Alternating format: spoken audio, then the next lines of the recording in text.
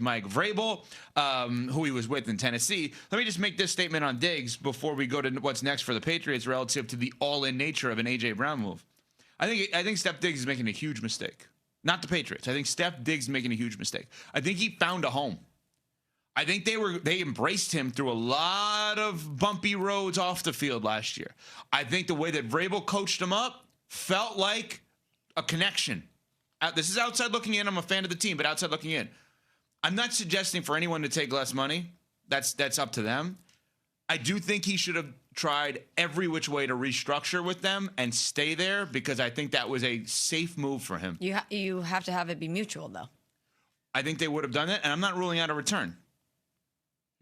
Even despite the financials that you just laid out and everything that he's dealing with. Those financials don't exist anymore. Correct. But everything that you laid out from a financial standpoint obviously influenced the decision, at least right now. Yeah. But he's dealing with stuff off the field. Correct. He's dealing with criminal charges right now. And even though he was productive for the Patriots last year, that's certainly something that they have to factor in as well. No doubt. I guess what I'm saying is he was dealing with a lot of those all throughout the season last year. But he's already in-house at that point. Right. And what I'm saying to you is it felt like it was managed to some extent from a PR perspective. Now, another team has to voluntarily say, sure, we'll sign you with all of this lingering over you. That's a harder sell, is it not? I'm going to side with Dora the Explorer here and say that I just think that, the Stefon Diggs thing is just, it's too much mess right now. It's too much mess for the bandana's not on, but it's too much mess for the Patriots to deal with right now, especially when you have the better options out there. Like the Stefon Diggs thing, it's loud. The off-field stuff is loud. Mm-hmm. You got a young quarterback. You got a young team. You don't want to bring that back into the locker room. This is what makes the Patriots the Patriots. You move on from guys who are doing this, and you get somebody like A.J. Brown. Yes, right. That's why I'm saying the Patriots did the right thing. He should have tried, in my opinion, to stay there with a restructure. Now, you don't have a choice. Again, I don't think he has a choice. I don't think he had a choice. I don't think the team Okay. there was no way they wanted to be a part of the Stefon Diggs, right? I think a guy like him, when you have their good year, this feels like the best year you're going to get from him. And when you're the Patriots and you deal with a guy like Stefon Diggs, you cut bait before it gets to a full-blown circus, and we were getting to that full-blown circus level. I think they maxed out what they could get from him. That's exactly right. I think you just hit the nail on the head. It was a success with him. You went to the Super Bowl. Undoubtedly. Even with everything he was dealing with, from the criminal charges to dating a very high-profile person in Cardi B, it wasn't really a distraction in New England.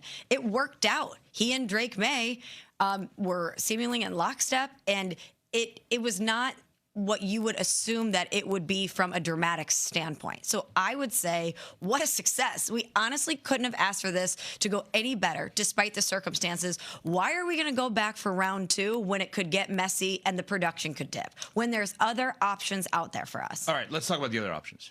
Should they go all in for A.J. Brown? And we have to define what all in means, at least a first, right? In order to get Howie Roseman and the Eagles to pick up the call and say, all right, are you being serious here? It's not a third and a fifth, like a first-round pick for A.J. Brown. Should the New England Patriots, now with that opening at that wide receiver position, go for A.J. Brown, or should they go by way of free agency? Alec Pierce from the Colts, where you don't have to give up compensation, you just have to give up money to get him. What should New England do as a team that went to the Super Bowl last year? All in for A.J. Brown, which means money and compensation, draft compensation, or a free agent like Alec Pierce?